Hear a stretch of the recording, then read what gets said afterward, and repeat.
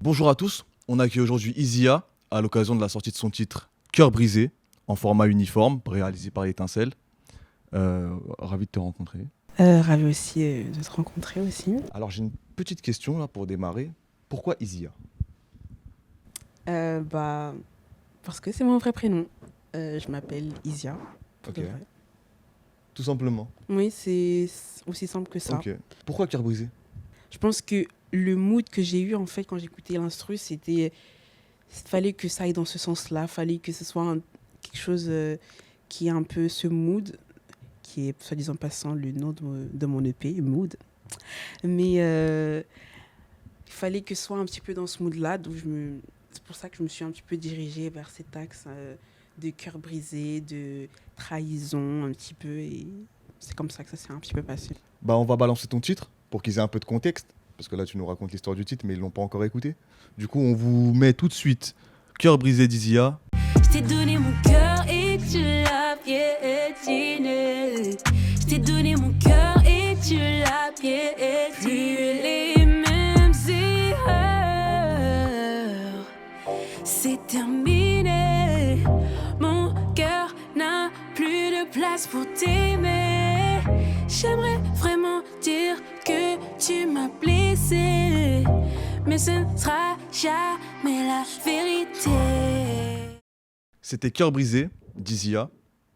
Alors moi j'ai écouté ce chef-d'œuvre exceptionnel. D'ailleurs faisant partie de l'Étincelle et étant monteur, c'est moi qui a monté avec Ulysse une partie de ton clip. Et du coup, j'ai vraiment la mélodie en tête. Qu'est-ce que tu voulais nous communiquer à travers ce titre ? Je pense que il fallait... je voulais montrer que...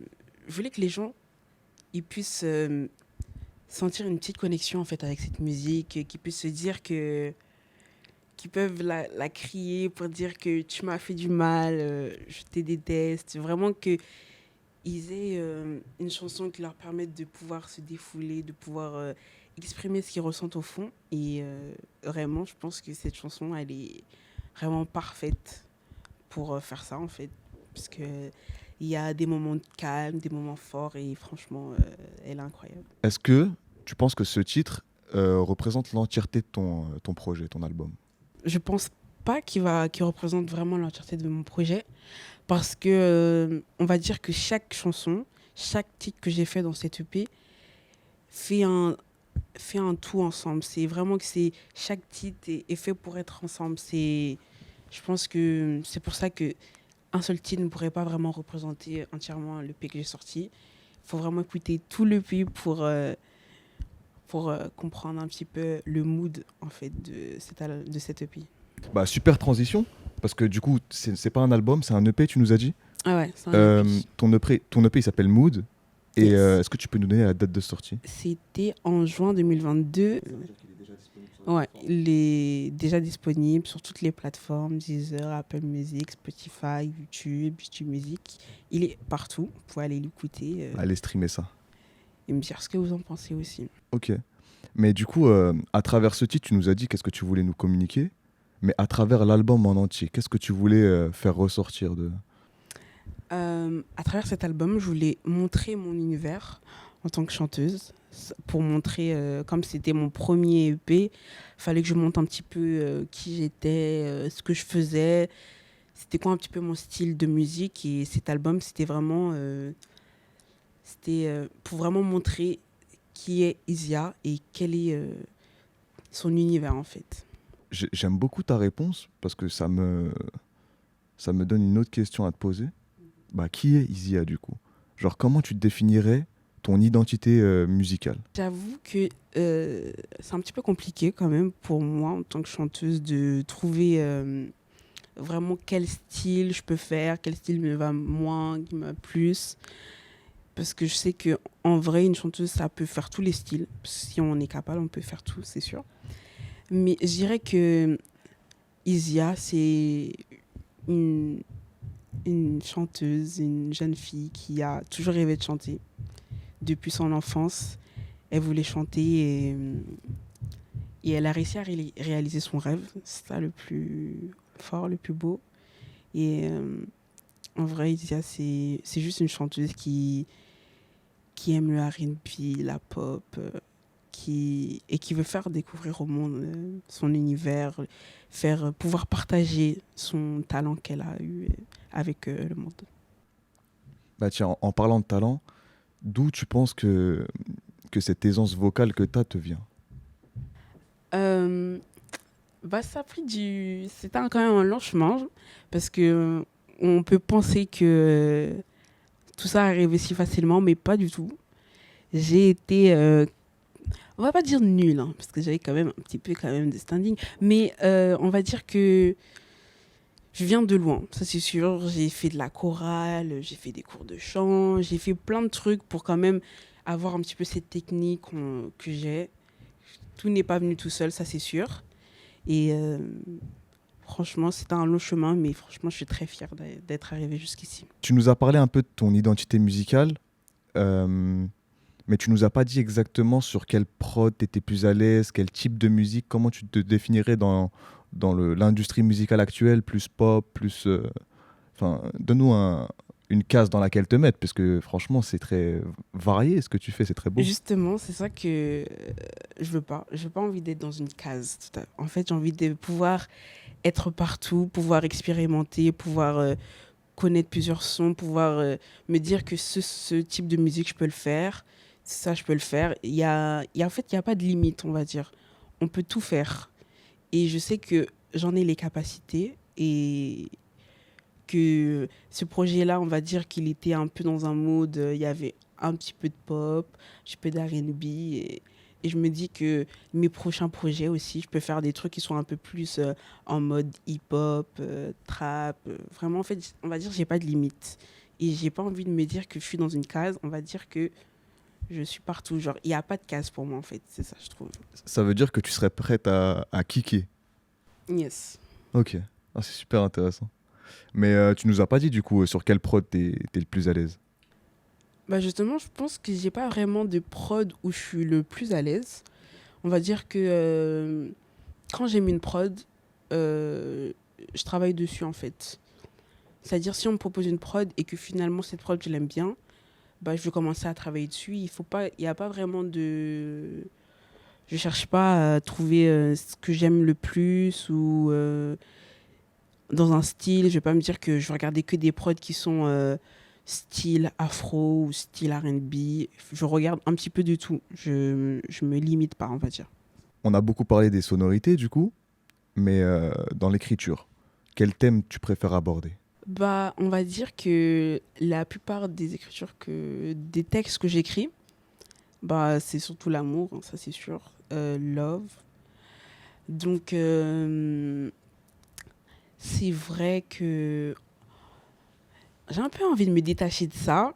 J'ai essayé un petit peu, mais bon, c'est un petit peu compliqué parce que c'est un thème qui parle un petit peu à tout le monde en fait. Et comme j'ai envie que tout le monde puisse être représenté en fait dans mes musiques, donc je me dis qu'il faut un thème que tout le monde connaît, que tout le monde comprend, que tout le monde a vécu. Et donc c'est un petit peu pour ça que je parle un peu de ça.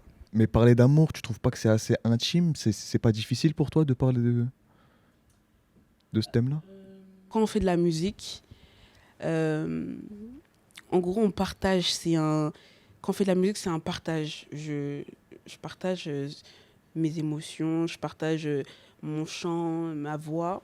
Donc je me dis que si je parle d'amour, ce sera vraiment un partage qui ne sera pas vraiment aussi intime que ça et que je sais que les gens vont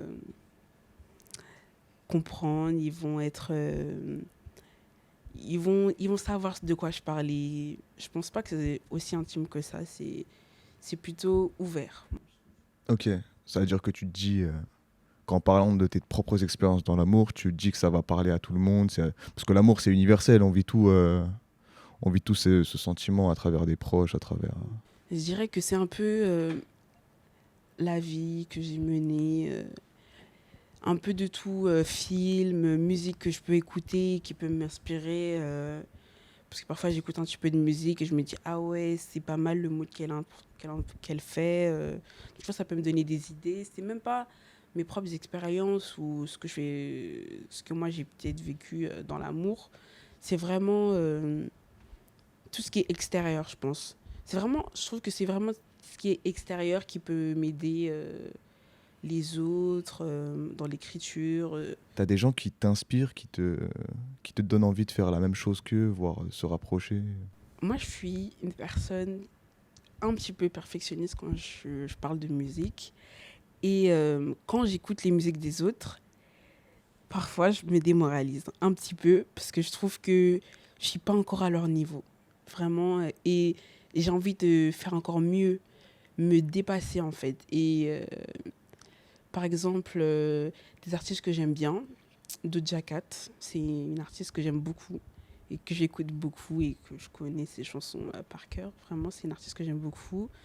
Euh, Vraiment, en termes pour elle, en termes de mixité de la voix, parce qu'elle utilise parfois des voix qui sont un peu graves, un peu aiguës. Genre, elle joue avec sa voix, ce qui est vraiment incroyable, que j'aime beaucoup.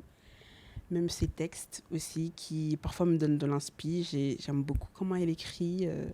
J'aime bien aussi Brie Runaway. Je sais pas, c'est pas très connu, mais c'est une artiste qui devrait vraiment être très connue parce qu'elle est incroyable, vraiment. Ses musiques sont hyper bien et je recommande, par exemple, Hot Hot, qui est une très belle chanson. Mais on va dire que je touche à tout, genre... j'écoute aussi un petit peu de K-pop, donc même ces sonorités-là, j'écoute et ça me permet de donner de l'inspiration, de trouver un petit peu des prods, de voir un petit peu d'autres moods différents que les artistes américains. Mais j'ai vraiment beaucoup d'artistes que j'écoute et qui m'inspirent. Ouais. Bah, j'avais une question, mais je crois que tu viens d'y répondre. T'es plus américain ou francophone? Moi, je suis vraiment dans l'US. Français, j'écoute pas vraiment, mais si j'écoute, c'est quelques chansons. Genre vraiment, j'aime des artistes francophones tels que Hamza. Hamza, j'aime beaucoup. Damso. Damso, c'est un très bon artiste. Aussi Aya. Après, il y a vraiment d'autres artistes, mais là, je me rappelle plus trop. Mais vraiment, il y a des très bons artistes francophones que j'écoute aussi. Jossman, je viens de me rappeler Jossman aussi. Très bon artiste. Vakra, que j'ai découvert il n'y a pas très longtemps, mais qui vraiment, je kiffe son univers. Bah, ça vient à la question, qu'est-ce que tu veux devenir dans les 5 prochaines années? Je voudrais devenir une artiste qui assez reconnue, ça c'est sûr. C'est vraiment, je pense que c'est le rêve de un peu tous les artistes. D'être reconnu, d'être connu, de pouvoir partager avec le monde entier sa passion. Et vraiment, ce serait vraiment un rêve pour moi. Sauf que, j'avoue, je suis une personne qui est un peu timide. Dans la vraie vie, je suis timide. Même sur les réseaux, je suis très timide. Genre, j'arrive pas à me sortir de ma zone de confort pour pouvoir montrer au monde ce que je fais, ma passion. C'est ce qui est assez compliqué. Mais chaque jour, j'essaye un petit peu, de plus en plus, à me pousser, sortir de mes tranchées pour pouvoir montrer au monde ma musique. Mais là, tu nous avoues que tu es timide. Ça veut dire que tu te vois pas dans des showcases ou dans des trucs comme ça, ou tu as quand même prévu d'en faire pour combattre ta timidité? Je suis timide, mais quand c'est le moment de faire l'action, de devoir chanter, ma timidité, elle s'en va genre petit à petit. Surtout, par exemple, quand je faisais des représentations. Genre, au début, je suis un petit peu timide, mais plus j'avance dans la musique, plus j'avance dans la chanson, plus ma timidité, elle part. Et en vrai, c'est juste que je suis timide de ma personne. Genre, je suis vraiment moi. Si les gens me rencontrent, ils vont voir que je suis timide. C'est juste ça. Ça veut dire la déterre, elle estompe la timidité. Ouais, Dès que t'es déterre, c'est bon, tu t'es lancé.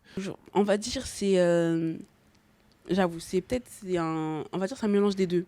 Parce que quand tu es sur scène, tu vois que tout le monde te regarde, que toi, qu'il y a les projecteurs sur toi,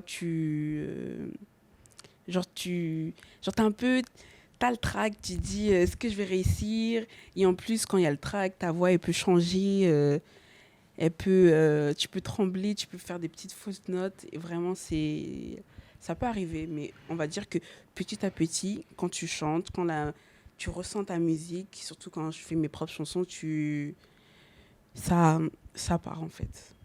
Est-ce que tu auras une petite exclue là, à nous faire a cappella pour le plaisir de nos oreilles?